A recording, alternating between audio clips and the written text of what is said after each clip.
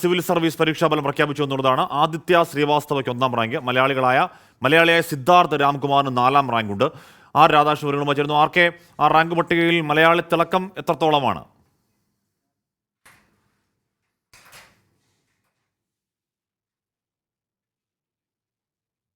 ആർക്കെ കേൾക്കാമോ? ഞാൻ ചോദിച്ചത് സിവിൽ സർവീസ് റാങ്ക് പട്ടികയിൽ മലയാളി തിളക്കം എത്രത്തോളം ഉണ്ടെന്നാണ്. ആഷ്മി, ഇതിൽ നിന്ന് ഈ പട്ടിക മൊത്തം എൻ്റെ പക്കലുണ്ട്. ഇതിൽ നിന്ന് വേർതിരിച്ചെടുക്കുക സാവകാശം നമുക്ക് വേണ്ടിവരും. ഇതിൽ ആദ്യ പേരുകാരൻ മലയാളിയാണ് എന്നാണ് മനസ്സിലാക്കാനായിട്ട് സാധിക്കുന്നത്.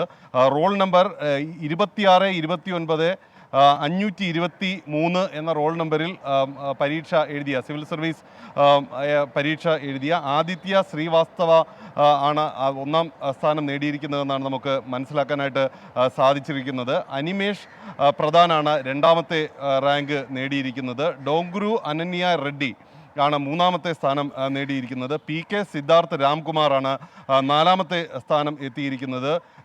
രുഖാനി ആണ് 5ാമത്തെ സ്ഥാനത്ത് ഉള്ളത്. സൃഷ്ടി ദബാസ് ആണ് 6ാം സ്ഥാനം നേടിയിരിക്കുന്നത്. ആൻമോൾ റാഥോഡ് ആണ് 7ാം സ്ഥാനം നേടിയിരിക്കുന്നത്. 8ാം സ്ഥാനത്ത് അനീഷ് കുമാറാണ് ഉള്ളത്. 9ാം സ്ഥാനത്ത് നൌഷീൻ ആണ് ഉള്ളത്. ഐശ്വര്യ ആണ് 10ാം സ്ഥാനത്ത് ഉള്ളത്. 11ാം സ്ഥാനത്ത് കുഷ് മത്വാനി ആണ് ഉള്ളത്.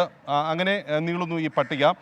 ഏതായാലും സിവിൽ സർവീസിനെ സംബന്ധിച്ച് മലയാളി തിളക്കം ഇത്തവണ ഏറെ ഉണ്ട് എന്ന് നമുക്ക് പറയാൻ പറ്റുന്ന വിധത്തിലാണ് ഈ പട്ടികയുള്ളത്. നമുക്ക് പട്ടിക വിശദമായി പരിശോധിച്ച് എത്ര മലയാളികൾ എന്നതിനെ സംബന്ധിച്ചും ഇനം തിരിച്ചും ഉള്ളത് അല്പസമയത്തിനകം നൽകാനായിട്ട് സാധിക്കും. ഏതായാലും ഇപ്പോൾ സിവിൽ സർവീസ് ഫലം പ്രഖ്യാപിച്ചിരിക്കുന്നു. ഇത് ഓൺലൈനായിട്ട് പരിശോധിക്കാനായിട്ട് സാധിക്കും. സിവിൽ UPSCയുടെ വെബ്സൈറ്റിൽ ഇപ്പോൾ പരീക്ഷ എഴുതിയവർക്ക് പരിശോധിക്കാനായിട്ട് സാധിക്കുകയും ചെയ്യും.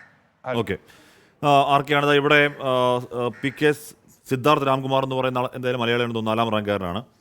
പിന്നെ താഴേക്കൊക്കെ വരുമ്പോൾ മലയാളി പേരുകാരാണെന്ന് തോന്നുന്നു. നമ്മൾ മലയാളികളെ മാത്രം എടുത്ത് നോക്കുന്നതല്ല എങ്കിൽ കൂടി ഒരു സ്വാഭാവികമായ ഒരു ആകാംക്ഷ ഉണ്ടാവുമല്ലോ. അതിനകത്ത് മോഹൻലാൽ എന്ന് പറയുന്ന ഒരു 53ാം പേരുകാരൻ ഒരു മോഹൻലാലുണ്ട്.